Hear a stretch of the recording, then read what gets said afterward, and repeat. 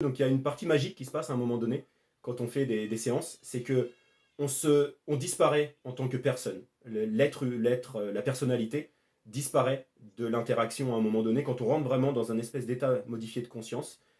C'est l'autre, je suis dans son monde en tant qu'observateur, mais je suis dans son monde. Et moi, en tant que personnalité, avec les problèmes que j'ai avec, etc. Il y a un moment donné, quand on est dans la posture juste, ça disparaît. Ça vient plus interférer. Et c'est un peu comme si c'est un peu l'histoire dans le Tao ou dans d'autres philosophies, c'est un peu comme si mon verre était vide, ma tasse est vide, donc je peux me remplir de ce que me donne l'autre, moi je suis vide de quoi que ce soit. Je prends ce que l'autre a à me donner, mais il n'y a pas toutes mon passé, mes réactions, mes émotions, etc. qui sont présentes à l'intérieur. Et puis Caroline a aussi mentionné un truc qui est hyper important, c'est effectivement, si vous avez fait ce travail-là personnellement, à travers la formation, à travers d'autres formations, à travers votre vie de manière générale, si on a fait ce travail, on sait qu'il y a tel et tel truc qui peut être sensible, donc on en est conscient, ou alors on l'a nettoyé et donc ça ne va pas toucher quelque chose qui peut être touché à l'intérieur de nous. Génial. Super les filles. Merci.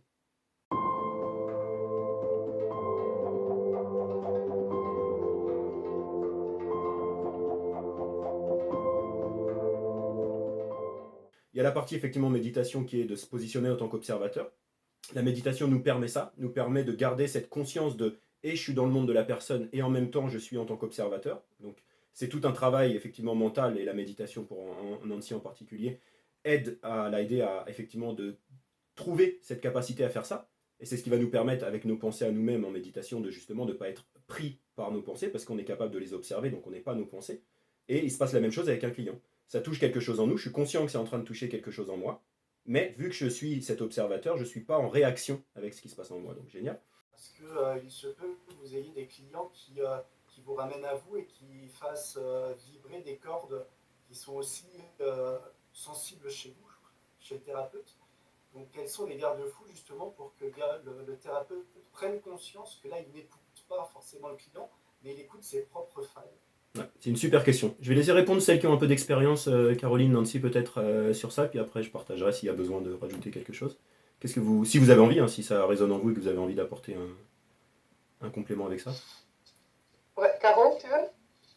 J'y vais? Vas-y, Nancy. Oui, vas-y, Nancy. Ouais. La première chose qui me vient à l'esprit, c'est cette position d'observateur. Et je veux parler de mon expérience à moi. La méditation et le fait d'entraîner mon esprit à observer justement, à observer ce qui se passe en moi, à observer ce qui se passe chez l'autre, ça me met dans une position quand je suis en séance où je suis... bien sûr, je ressens de l'empathie, bien sûr, je vois l'émotion qui se passe. Il y a une forme de distance qui me permet de garder justement cette neutralité où je vais vraiment rester dans le monde de l'autre, mais où moi, je ne vais pas être impactée émotionnellement. J'ai fait des séances quand je m'entraînais avec des amis où elles se sont effondrées, elles se sont mises à pleurer. J'étais dans cette position d'observation qui a fait que ce n'était pas l'ami qui était en face d'elle, j'étais plus dans la posture de thérapeute. Et donc, oui, la méditation, beaucoup. Je crois que ça va de... La méditation est parallèle à ce cheminement que moi j'ai fait pendant la formation, de pouvoir observer ce qui se passe en moi, mes émotions, ma respiration, ou même j'adore faire les randonnées, donc là je suis aussi beaucoup en position d'observation, ce qui se passe dans mes pieds, ce qui se passe dans mon corps. Voilà, tout. Il y a la vie quotidienne, même quand on n'est pas en méditation ou en randonnée, fait qu'on on a beaucoup d'occasions d'observer. Et après, quand j'étais en séance, une espèce d'autres états de conscience, je n'irai pas jusqu'à dire un état de conscience modifié, mais presque. Ah ouais. Moi, Nancy, avec mes émotions, je ne suis plus là et donc je suis pas entraînée. Et jusqu'ici, je n'ai pas eu de cas ou de séance où, malgré moi, j'ai été embarquée dans mes émotions en séance. C'est impossible, mais c'est ça qui, moi, m'a aidé. Mhm. Et continue à m'aider. Pour ma sérénité personnelle et en séance aussi. Ok, super. Merci. Moi, c'est un peu comparable dans le sens Ça où... répond à ta question? Ah oui, oui, complètement. Ouais, ouais, merci beaucoup. Ouais. Donc, je disais, je ne sais pas si on m'entend. Ouais, vas-y. Oui. Je ne sais pas, alors moi, c'est à peu près comme Nancy, disons que je suis en posture 2, donc du coup, c'est un peu comme si Caroline n'était plus là. C'est assez étrange. Mais après, je pense que aussi on se sent capable d'accompagner des personnes ça va être un peu mystique ce dont je te parle, mais j'ai l'impression d'accompagner des personnes qui sont un petit peu en miroir avec mon histoire parce que justement, comme j'ai guéri certaines choses, je suis capable aujourd'hui d'accompagner ces personnes sur le chemin du mieux-être. Et en fait, du coup, je pense que moi, l'univers m'apporte les bonnes personnes et du coup, en fait, ça n'arrive pas. J'ai l'impression effectivement très souvent d'avoir des personnes qui ont des chemins ou des parcours assez semblables aux miens, mais à aucun moment en fait j'ai l'émotion de Caroline en elle-même qui est présente de ce que j'ai vécu, parce qu'en fait c'est travaillé déjà. Je ne sais pas si je suis claire dans mon explication.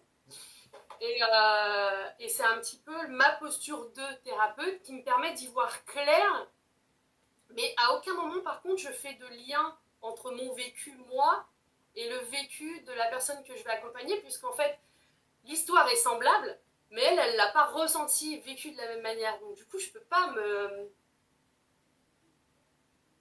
Je peux pas y mettre mon... Donc voilà, c'est ça que j'essaie de... Ok. Justement, le but, lui faire exprimer pour moi cette émotion qui est là. Donc si moi, je mets mon émotion, c'est faussé, tu vois. Donc le but, c'est qu'elle, elle me parle. Après, il m'arrive, parce que sous conseil dans ta formation, Frédéric, de dire, je me permets de te dire, j'ai vécu une histoire semblable, mais voilà, juste là. Mais après, je reviens tout de suite à la personne, mais pour ce côté un petit peu... connexion. Alors, on le fait pas là. Ouais, le lien thérapeute-client, mais pas forcément à la première séance, mais quand on sent que c'est possible de dire... Je me reconnais un peu dans ce que tu me racontes, puisque je l'ai moi-même vécu, mais voilà, hop, on rebondit sur le... Voilà. C'est dans la partie communication avancée, là, ce qu'elle partage, c'est la partie communication avancée. Effectivement, au départ, on évite de parler de nous, et quand on avance sur la partie communication empathique avancée, il y a des moments où c'est approprié de partager pendant 30 secondes, 1 minute avec quelqu'un pour qu'on se connecte à un autre niveau, pour que la personne ait plus de cette confiance ou cette connexion avec nous, de ok, on a vécu ça, on peut partager à un moment donné ou quelque chose si on pense que ça peut être approprié avec la personne. Donc pour résumer rapidement, génial, hein, j'ai pas grand chose à rajouter si ce n'est de simplement resimplifier un peu ce qui a été dit. Il y a la partie effectivement méditation qui est de se positionner en tant qu'observateur. La méditation nous permet ça, nous permet de garder cette conscience de et je suis dans le monde de la personne et en même temps je suis en tant qu'observateur. Donc c'est tout un travail effectivement mental et la méditation pour Nancy en particulier aide à l'aider à effectivement de trouver cette capacité à faire ça. Et c'est ce qui va nous permettre, avec nos pensées à nous-mêmes en méditation, de justement ne pas être pris par nos pensées, parce qu'on est capable de les observer, donc on n'est pas nos pensées. Et il se passe la même chose avec un client. Ça touche quelque chose en nous, je suis conscient que c'est en train de toucher quelque chose en moi, mais vu que je suis cet observateur, je ne suis pas en réaction avec ce qui se passe en moi, donc génial. Et puis il y a ce qu'a commencé aussi à parler, vous avez mentionné ça toutes les deux, donc il y a une partie magique qui se passe à un moment donné, quand on fait des séances, c'est que on disparaît en tant que personne. La personnalité disparaît de l'interaction à un moment donné. Quand on rentre vraiment dans un espèce d'état modifié de conscience, c'est l'autre, je suis dans son monde, en tant qu'observateur, mais je suis dans son monde, et moi, en tant que personnalité, avec les problèmes que j'ai, etc., il y a un moment donné, quand on est dans la posture juste, ça disparaît. Ça vient plus interférer, et c'est un peu comme si, c'est un peu l'histoire dans le Tao ou dans d'autres philosophies, c'est un peu comme si mon verre était vide, ma tasse est vide, donc je peux me remplir de ce que me donne l'autre, moi je suis vide de quoi que ce soit. Je prends ce que l'autre a à me donner, mais il n'y a pas toutes mon passé, mes réactions, mes émotions, etc. qui sont présentes à l'intérieur.